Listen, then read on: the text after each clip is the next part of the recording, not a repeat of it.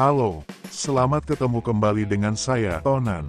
Si kancil makin nakal, karena backing istana. Awas jangan diungkap, nanti dituduh fitnah. Begitulah situasi saat ini. Seolah dilarang mengungkap kealpaan penguasa. Siapapun yang mengungkapnya, akan dituding macam-macam. Padahal, bukan cuma 1-2 kalangan yang bersuara. Tapi sudah ratusan pihak yang berbeda latar belakang. Tapi mereka bisa melihat hal yang sama. Mereka bukan orang sembarangan. Bukan orang-orang yang suka ikut arus. Tapi, mereka punya pendirian kuat. Mereka punya pemikiran yang matang. Mereka tidak mudah menyimpulkan sesuatu. Mereka selalu kritis. Mereka memang berbeda-beda. Tapi mereka punya perhatian yang sama. Sama-sama cinta tanah air. Sama-sama patriotik. Sama-sama ingin Indonesia makin maju. Motivasi mereka luhur. Kalau mereka bersuara keras, selalu karena situasi genting. Mereka menyampaikan hal yang penting. Hal-hal yang utama dan mendesak. Bukan hal-hal yang biasa-biasa saja. Apalagi hal-hal yang receh. Mereka tidak asal bunyi. Mereka tidak sedang cari perhatian. Tapi mereka memberi perhatian. Perhatian kepada situasi darurat. Situasi berbahaya. Yang bisa mengakibatkan kemunduran. Jika tidak dicegah. Jika tidak segera diperbaiki.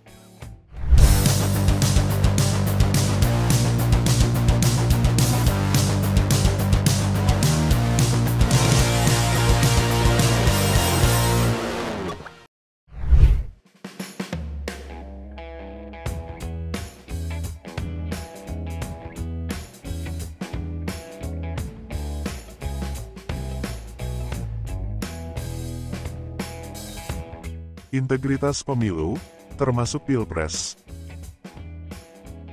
dipertaruhkan, jujur dan adil kita harapkan.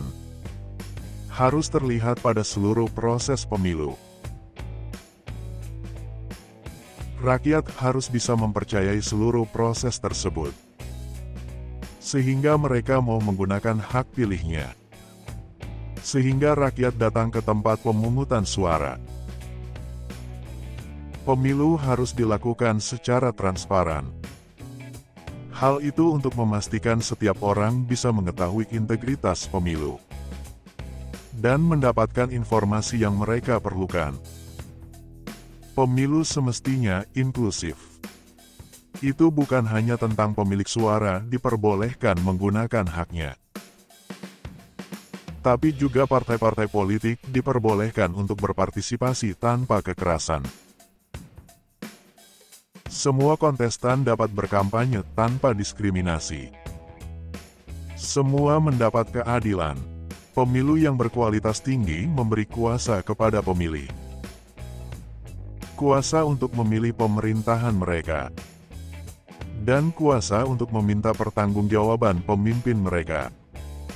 Manipulasi pemilu bisa terjadi kapan saja. Jauh-jauh hari sebelum waktu pencoblosan. Teknik yang digunakan untuk memanipulasi pemilu mencakup semua tahapan. Penggunaan pihak berwenang oleh pemerintah yang berkuasa. Untuk mengintimidasi pihak lawan. Untuk menyensor media. Agar pihak lawan tak bisa mengamplifikasi pesannya. Dan menyiasati proses pendaftaran pemilu. Untuk menguntungkan partai berkuasa. Bahkan lazim terjadi petahana menunjuk hakim yang tidak independen. Pemerintah juga dapat menggunakan uang rakyat untuk meningkatkan kampanye mereka. Pihak berkuasa menyesatkan informasi untuk mendiskreditkan proses pemilu. Bahkan menggunakan uang negara untuk membeli suara. Kecurangan pemilu ini termasuk upaya untuk mengubah hasil pemungutan suara. Mengubah penghitungan setelah suara diberikan. Bahkan, menghancurkan kotak suara untuk membatalkan suara pihak lawan. Kecurangan pemilu bisa terjadi di mana saja. Pemerintah otoriter selalu membatasi aktivitas masyarakat sipil. Komite Independen Pemantau Pemilu menyebut potensi kecurangan. Telah terjadi resesi demokrasi.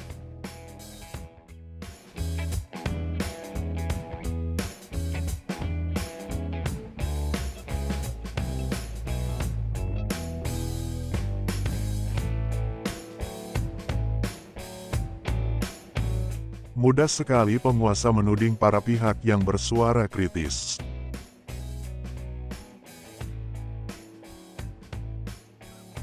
Padahal, mereka yang kritis itu dikenal integritasnya.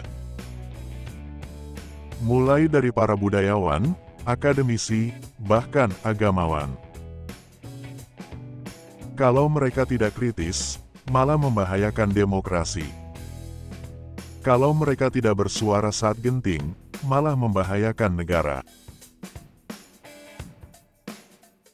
Mereka harus bersikap dan tampil ke hadapan masyarakat. Karena masyarakat perlu penilaian objektif. Rakyat perlu mendengar suara yang jernih. Rakyat memerlukan kompas dari kalangan non-partisan. Janganlah mereka dibungkam. Janganlah mereka diperlakukan seperti musuh. Janganlah mereka dimusuhi. Karena mereka adalah benteng integritas negara.